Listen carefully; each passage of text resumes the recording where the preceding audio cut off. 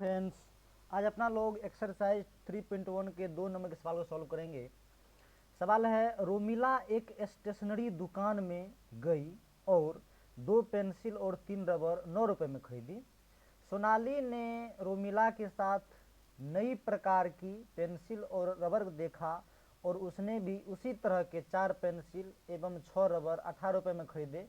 इस स्थिति का बीज तथा आलेखी निरूपण करें।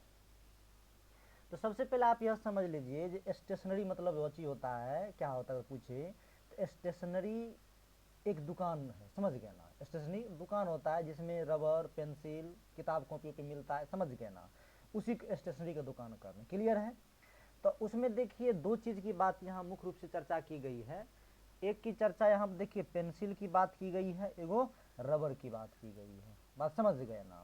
तो अपन लोग क्या करेंगे, पेंसिल की कीमत 100 रुपया मान लेंगे और रबर की कीमत को वह रुपया मान लेंगे, समझ गए ना। तो चलिए हम मान के दिखाते हैं, आप देखते चलिए सॉल्यूशन।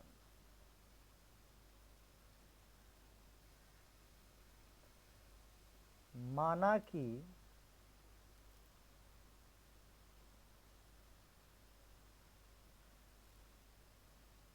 एक पेंसिल, क्या मानेंगे यहाँ क्या लिखा देख लीजिए, माना कि एक पेंसिल,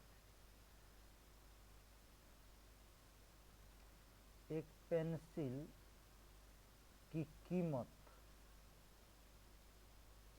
एक पेंसिल की कीमत बराबर 100 रुपया, समझ गए ना। तथा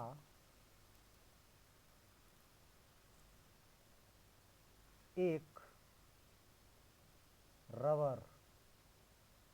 रबर की कीमत बराबर वह रुपया। क्लियर है। तो अपन लोग मान लिए जो एक पेंसिल की कीमत को 100 रुपया माने और रबर की कीमत क्या मान लिए, वह रुपया मान लिए, समझ गए ना। तो अब करते अपन लोग प्रश्न से। प्रश्न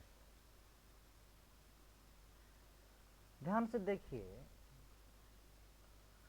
यहां पर चर्चा है, थोड़ा यहां लिखल है 2 पेंसिल।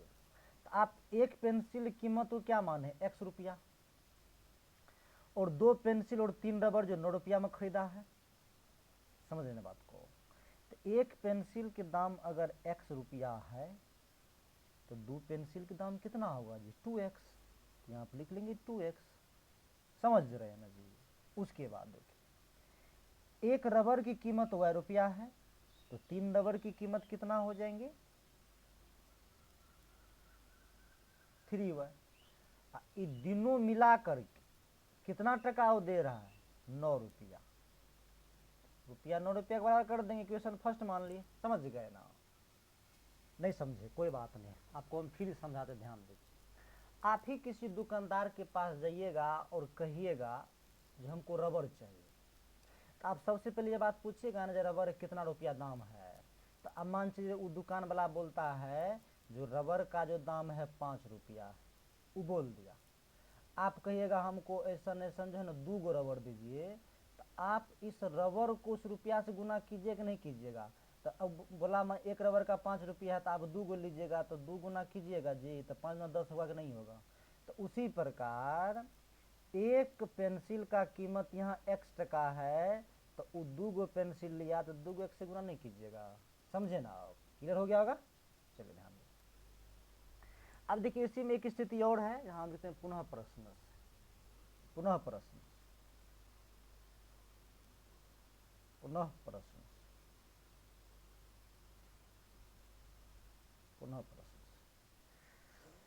अब देखिए, और उसने भी उसी तरह के 4 पेंसिल खरीदा, समझ गए ना। 4 पेंसिल, तो एक पेंसिल की कीमत x टका है तो 4 गो लिए तो 4x प्लस, फिर 6 रबर है तो 6y देंगे यहाँ पर, अब बराबर में कितना दे देंगे उसको 18 रुपये। इसको इक्वेशन क्या मान लेंगे 2 मान लेंगे। अब इसको बीज गणितीय और ग्राफीय दोनों विधि से बनाना है, समझ गए ना। तो बीज गणितीय रूप में तो यह आ गया, अब इसको जो है ग्राफीय विधि में दिखाना है। अगर इसको सोल्व भी करना चाहते तो आप सोल्व भी कर सकते हैं, समझ गए ना। एक्स वाई का मान निकाल लीजिए, लेकिन वो करने नहीं कह रहा है, समझ गए ना। तो इसको डायरेक्ट चलिए अपना लोग मतलब ग्राफ पेपर दिखाते हैं। तो चलिए इसे ग्राफ आप लोग खींच लेते हैं, ध्यान दीजिए। तो पहले लिखते हैं समीकरण x, समीकरण x। तो समीकरण 1 से लिखते हैं अपन लोग, यहाँ पर दिया हुआ है 2x प्लस 3y बराबर 9, ठीक है। तो देखिए यहाँ हो जाएगा 2x बराबर 9, ई प्लस में उधर भेजेंगे तो माइनस में चले जाएगा। यहाँ हो जाएगा x बराबर 9 माइनस 3y बटे 2। क्लियर। चलो इसका हल निकाल लेते हैं अपन लोग इस इक्वेशन का।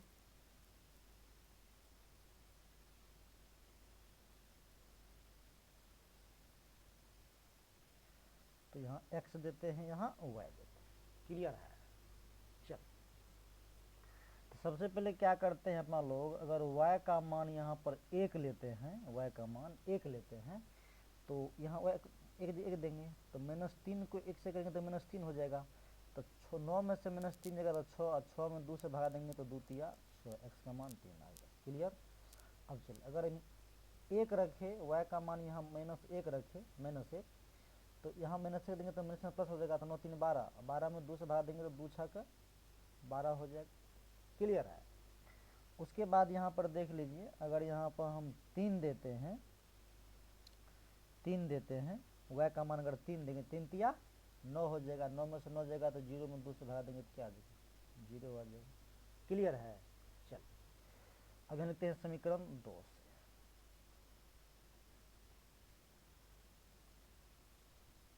समीकरण 2 से 2 कितना है, 4x प्लस 6y बराबर 18। ऐसा करते हैं, दोनों में क्या करते हैं, 2 से भाग दे देते, ठीक ना। 2 से भाग दे देंगे तो देख ली कितना हो जाएगा, यह हो जाएगा 2x, यह हो जाएगा 3y, यह हो जाएगा 9। देखिए फिर से वही समीकरण आ गया कि नहीं आ गया, आया ना। तो आप बताइए इसका कितने हल होंगे। इस समीकरण का तो अपरिमित रूप से अनेक होंगे, और ग्राफ इसका संपाती हो जाएगा। समझ गए, आपको पहले बता चुके हैं, इसका ग्राफ क्या हो जाएगा, संपाती हो जाएगा।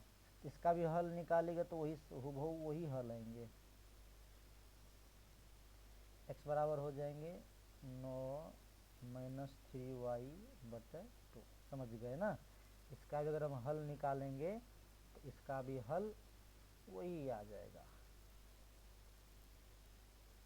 नहीं आएगा जी। जैसे एक्स वाई दे देंगे, सब कुछ सेम ही है। यहाँ भी 1, यहाँ भी 3 दे देते हैं, -1 6 देते हैं, 3 0। समझ गए ना। आप जो यह एक्स वाई का मान देख रहे हैं, सब इस समीकरण क्या है, हल है। इस सब मान से संतुष्ट हो जाए। अब क्या बताए, चर का हुआ मान से कोई भी समीकरण संतुष्ट हो जाता है। ये दोनों मान देखिए, x का मान 3, y का मान 1 दीजिए, समीकरण संतुष्ट हो जाएगा, बराबर हो जाएगा। इस सब समीकरण का हल है।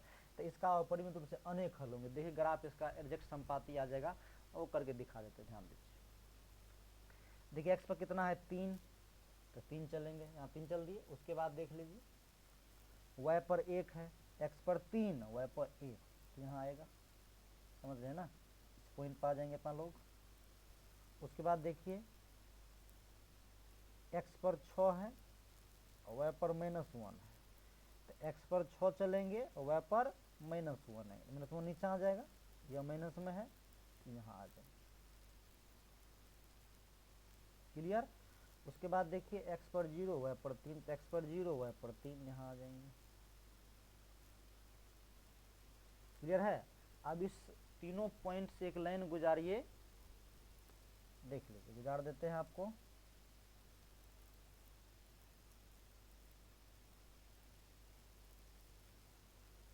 आप लोग पेंसिल से बनाइएगा, समझ गए ना। हम तो आपको बता रहे हैं, हम चलिए पेन से ही बनाते हैं, आप लोग पेंसिल से बनाइएगा। क्लियर। चल, अब सबका निर्देशांक लिख दीजिए। जैसे मान चलिए इस पॉइंट का निर्देशांक लिखेंगे तो सबसे पहले x निर्देशांक को लिखते हैं, तब y निर्देशांक को लिखते हैं। क्लियर। उसके बाद इस पॉइंट का लिखेंगे तो इसका हो जाएगा 3 1, ठीक है। इसका हो जाएगा, इस पॉइंट का हो जाएगा 6 -1। क्लियर है। और यह जो इक्वेशन है ये किसका है, यह है 2x प्लस 3y बराबर 9। ये वाला इक्वेशन की लाइन है, समझ गए ना। और आप इस पॉइंट को भी दर्शाएगा तो सेम आ जाएगा नहीं आ जाएगा। देखिए तो 3 1 है तो फिर 3 1 पता पहले से दिए हुए हैं। उसके बाद देखिए x पर 6 है, वह -1 है, फिर 6 -1 है, उसी पॉइंट पर आया कि नहीं आया, बात समझे ना। तो ई ग्राफ पर फिर से लाइन खिंचा जाएगा, संपाती हो गया। तो अब ए पर बहुत सारे पॉइंट है, समझ गए ना, बहुत सारा पॉइंट है जो इक्वेशन कौन सी है, हल है, बात समझ गए ना। तो आशा करते हैं आप इस चीज को समझ गए होंगे। चलिए नेक्स्ट सवाल बनाते हैं। ये नेक्स्ट सवाल है 3 नंबर का। जी पिता की वर्तमान उम्र अपने पुत्र की उम्र के दुगुने से 30 वर्ष अधिक है, ध्यान समझिएगा। 10 वर्षों के बाद पिता की उम्र पुत्र की उम्र की तिगुनी हो जाएगी। इस स्थिति का बीजीय तथा आलेखी रूपन करें। चलिए ध्यान दीजिए, इस सवाल को समझने से पहले कुछ बात हम बताते हैं, टर्म बताते हैं, उस पर आप ध्यान से अमल कीजिएगा। ध्यान दीजिए, पहला बात तो आपको यह समझना पड़ेगा, जैसे पिता है और पुत्र है, दो सदस्य में आए हैं पिता और पुत्र, तो पिता को x मान लेंगे, पुत्र को y मान लेंगे। तो कभी भी पिता से तो बड़ा पुत्र नहीं ना होगा जी, ये बात हमेशा याद रखिएगा, समझ गए ना। जब भी बड़ा होगा तो पिता जो होगा पुत्र से बड़े होगा, समझ गए ना। और एक शब्द यहाँ पर लाया है बाद। तो मैथमेटिक्स में बाद का मतलब प्लस होता है, हम आपको समझा दें, ध्यान समझिए, ध्यान दीजिएगा। आपको एक शब्द मैथ में बाद मिलेगा, एक पहले मिलेगा, ठीक है, ध्यान समझिएगा। अगर पूरा मैथ में अगर इस सवाल इस टाइप के भाषिक सवाल अगर बनाइएगा, लैंग्वेज वाला सवाल बनाइएगा और बाद कहीं मिल जाए, तब बाद का मतलब प्लस समझिएगा और पहले का मतलब माइनस समझिएगा, समझ गए ना। कैसे, आपको हम अपनी ठेठ भाषा में बताते हैं। जैसे कोई काम करते होंगे, अब कोई करता होगा तो कहते न है काम, ये काम छोड़ दीजिए हम बाद में करबे, तो बाद में करबे, तो बाद में करने वाला क्या, बात को आप आगे टाल दिए ना, तो आगे टाल दिए तो प्लस में, ठीक। और कोई काम ऐसा भी होगा कहते है ये काम तू ऐ करे छे, ये काम तो बहुत पहले क्या लिए, तो पहले मतलब क्या कर लिए, पहले कर लिए, पीछे कर लिए, तो पीछे में निगेटिव कर देंगे। बात समझ में आया दोनों चीज, आशा करते आप समझ गए होंगे, समझ गए ना। चलो, तो सबसे पहले यहाँ देखिए पिता है और पुत्र है, तो हम क्या करते हैं, ये पिता के उम्र को, पिता के वर्तमान उम्र को x मान लेते हैं और उसके पुत्र के वर्तमान उम्र को y मान लेते हैं। क्लियर, चलिए मान लेते हैं। माना कि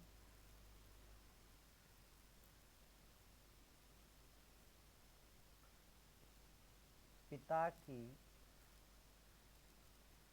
वर्तमान आयु,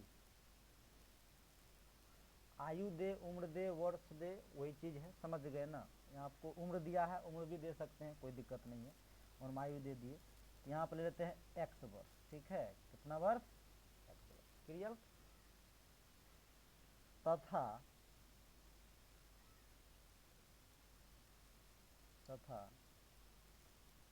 उसके पुत्र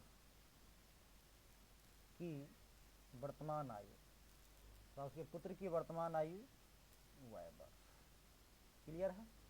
चलो अब करते प्रश्न। अब थोड़ा कथन को आप सही से पढ़िए। देखिए, पिता की वर्तमान उम्र अपने पुत्र की वर्तमान उम्र के दुगुने से 30 वर्ष अधिक है, समझ गए ना। मतलब पिता का जो उम्र है अगर पुत्र के दुगुना तब 30 वर्ष अधिक है, तो सबसे पहले हम क्या करते हैं, पिता के वर्तमान उम्र को यहाँ हम लिख लेते हैं, x है तो x लिख लेते हैं, कोई दिक्कत। अगर पुत्र के y है तो यहाँ हम y लिख लेते हैं, कोई दर्द नहीं होना चाहिए। तो पुत्र की वर्तमान उम्र देखिए दोगुने से, मतलब ये कर पिता के वर्तमान आयु है, तो पिता के वर्तमान अपने पुत्र के उम्र के दुगुने, तो पुत्र की उम्र कते हुआ है, अगर दुगुना कर देंगे, कर दीजिए, दुगुना से 30 वर्ष अधिक है तो हमें 30 करेंगे, 30 वर्ष भी जोड़ देंगे, अधिक कर देंगे, यहाँ बराबर लगा देंगे।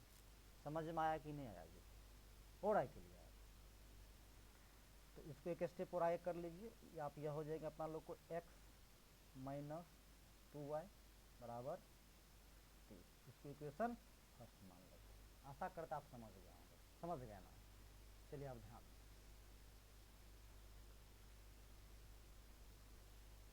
आगे थोड़ा पढ़ लीजिए इसमें क्या कह रहा है, अगला स्टेटमेंट क्या कह रहा है।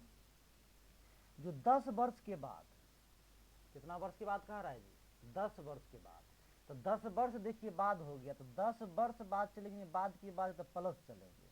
तो आप बताइए अगर 10 वर्ष उसके पिता की उम्र बढ़ेंगे तो ओकर पुत्र बैठल नहीं रहेगा, ओकरो ना 10 वर्ष ज़्यादा होगा जी। तो चलिए यहाँ हम लिखते हैं पुनः प्रश्न से, लिखते हैं पुनः प्रश्न, पुनः प्रश्न। चलिए यहाँ लिखते हैं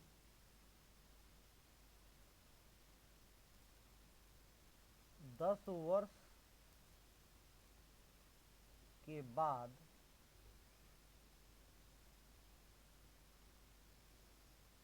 पिता की आयु, 10 वर्ष के बाद किसकी आयु, पिता की आयु। तो पिता की वर्तमान आयु कितना है x, तो 10 वर्ष बाद की है ना, ये बताए थे बाद में प्लस होता है तो में 10 वर्ष जोड़ देंगे। समझ में आया, कितना उड़िया बढ़ेगा। लेकिन 10 वर्ष इसके पिता की उम्र बढ़ा है, तो अगर पुत्र नहीं ना बैठल होगा ओकरो में 10 वर्ष आगे बढ़ा होगा ना। क्या लिखेंगे अपना लोग, 10 वर्ष के बाद पुत्र की आयु, तो पुत्र की आयु क्या माने हुआ है, आंकड़ा वर्तमान में 10 वर्ष जुटेगा, इतना वर्ष। क्लियर है। और थोड़ा पढ़िए यहाँ पर ध्यान समझ। तो कहता है जो 10 वर्ष के बाद पिता की उम्र पुत्र की उम्र की तिगुनी हो जाएगी, तिगुनी, आप देख लीजिए तिगुनी हो जाएगी। तो मतलब 10 वर्ष के बाद पिता के जो वर्तमान में कितना है यहाँ पर देख लीजिए, ये आपको है x प्लस 10, यहाँ लिख लेते हैं x प्लस 10। क्लियर है, बराबर। इसके पुत्र से इसका तिगुना हो जाएगा, तो पुत्र कहते हैं इसका तिगुना कर देंगे, कितना कर देंगे, तिगुना कर देंगे। तो सॉल्व कर लीजिए, यह हो जाएगा x प्लस 10 बराबर, गुना कीजिए तो यह हो जाएंगे 3y और 10 तिया 30 हो जाएगा। समझ रहे हैं ना। तो अब देख लीजिए यहाँ हो जाएंगे x, 3y किधर कीजिए माइनस में आ जाएंगे, और यह 30 है, यह माइनस प्लस में उधर जाएगा तो माइनस में हो जाएगा। तो फाइनली अपना लोग के पास आ गए x माइनस 3y, 30 में से 10 जाएगा तो कितना हो जाएगा 20, इसकी इक्वेशन सेकेंड में होगा। क्लियर है।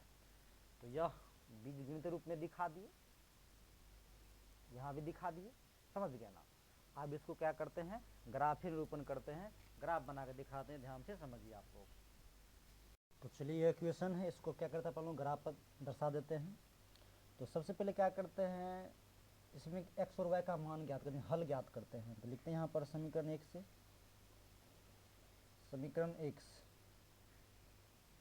तो समीकरण 1 अपना लोग के पास देखिए है x माइनस 2y बराबर 30, तो यहाँ हो जाएंगे x बराबर 30 प्लस 2y। ठीक, अब क्या करते हैं अपना लोग यहाँ इक्वेशन का हल निकाल लेते हैं, कम से कम 3 हल निकालिए एक्स वाई।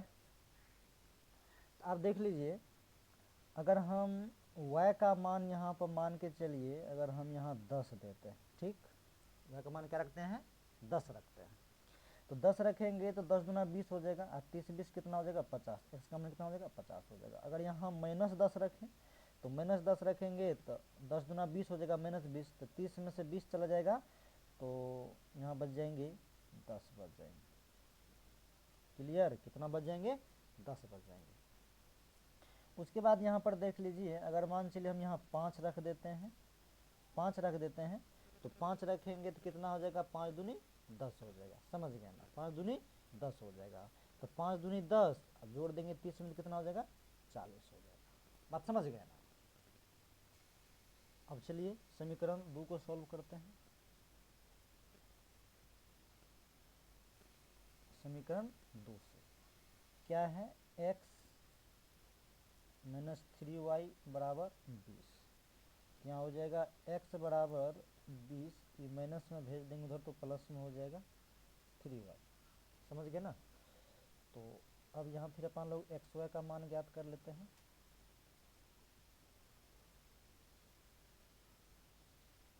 x और y, अब मान के चलिए अगर हम यहाँ y का मान 10 रखते हैं, y का मान कितना रखते हैं 10, तो 10 या 30, अभी जोड़ देंगे तो x का मान क्या हो जाएगा 50। क्लियर। अगर यहाँ हम माइनस 10 लेते हैं, मान के चलिए माइनस 10 लेते हैं तो कितना हो जाएगा 10 या 30, तो 30 में से आपको 20 चल जाएगा, माइनस 30 हो जाएगा ना, यहाँ बच जाएगा माइनस 10 बच जाएगा। समझ गए ना। उसके बाद मान के चलिए अगर यहाँ हम 5 रख दें, तो 5 रखेंगे तो कितना हो जाएगा 5 तिया 15 हो जाएगा, 5 तिया 15, 20 में जोड़ देंगे तो 35 हो जाएगा। कितना हो जाएगा ये 35। आशा करते बात आप समझ गए होंगे, ठीक है ना। चलिए, और यहाँ जो आप स्केल लीजिएगा, स्केल लीजिएगा वो लीजिएगा 10 सेंटीमीटर बराबर 1 यूनिट।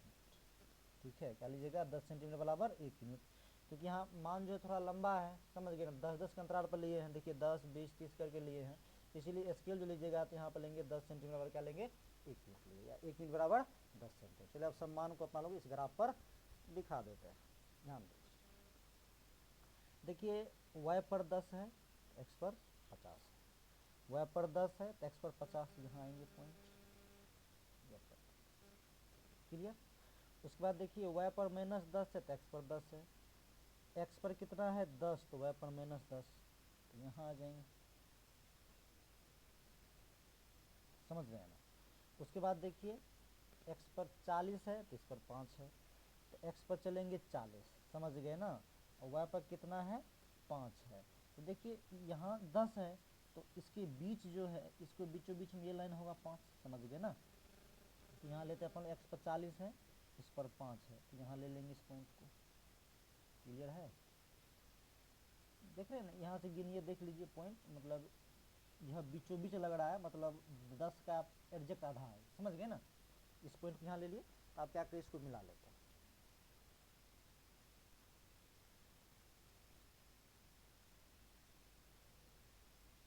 निकालिए अपना लोग। अब इसका निर्देशांक को लिख दीजिए। जैसे यहाँ पर देख लीजिए फर्स्ट में क्या है, पहले x निर्देशांक लिखते हैं तब ना y को लिखते हैं, तो इसके निर्देशांक और लिखेंगे तो मान चलिए हो जाएगा अपन लोग को 50, 10। क्लियर। फिर इसको लिखेंगे, मान चलिए इसके निर्देशांक को लिखेंगे, यह हो जाएंगे अपन लोग को, पहले x लिखेंगे 40, 5 आ जाएगा। क्लियर। फिर इसके निर्देशांक को लिखेंगे तो यह हो जाएगा अपन लोग के पास 10, माइनस 10। क्लियर है। इस इक्वेशन का है, इसको भी लिख लेते हैं x माइनस 2y बराबर 30। क्लियर। चलिए, उसके बाद अपन लोग क्या करते हैं, सेकेंड वाले को इस पर दिखाते हैं ग्राफ पर, ध्यान दीजिए। अब के बाद देखिए y का मान कितना है 10, x का 50, तो x का 50 y का 10, ये तो यही रह जाएगा। चलिए उसके बाद है देखिए माइनस 10, x का भी माइनस 10 है, y का भी माइनस 10 है, तो चलिए x का भी माइनस 10 और y का भी माइनस 10, यहाँ आ जाएगा पॉइंट। समझ गए ना, यहाँ आ गया, यहाँ। क्लियर है। उसके बाद देखिए x पर 35 है, y पर 5 है, तो x पर चलेंगे प्लस में 35 चलेंगे, यहाँ पर 30 है तो यहाँ हो जाएगा 35। क्लियर है। और y पर कितना चलना पड़ेगा आप लोग को 5 चलना पड़ेगा, यहाँ पर आ जाएगा, कहाँ आ जाएगा यहाँ पर आ जाएगा, यहाँ आ जाएगा। क्लियर है। चलिए आप क्या करते हैं, इसको मिला लेते हैं। तो 3 बिंदु वहाँ देख लीजिए, एक बिंदु यहाँ है, एक यहाँ और एक ई, दोनों का कॉमन ही पॉइंट है, यही इसका हल होगा। चलिए, तो यहाँ से डायरेक्ट एक लाइन हम खींच देते हैं, आपको ध्यान से देख लीजिए।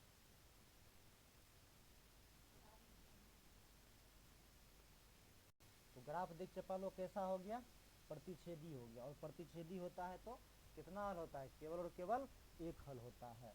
इसका तो वही निर्देशांक सेम ही सेम है, इस पॉइंट के निर्देशांक को लिख लेते हैं। जैसे इस पॉइंट का निर्देशांक कितना देख लीजिए अपन लोग के पास 35, 5 है, बाद -10 और -10 यानी लिखते हैं -10। क्लियर। तो यह हो गया आपको किस इक्वेशन का, यह हो गया x - 3y बराबर 20 का। आशा करते हैं आप इस इक्वेशन को समझे होंगे। अगर आपको के साथ आज के लेक्चर को यही स्टॉप करते हैं। नेक्स्ट के वीडियो आपको नेक्स्ट को डाल देंगे। तब तक के लिए थैंक यू, धन्यवाद।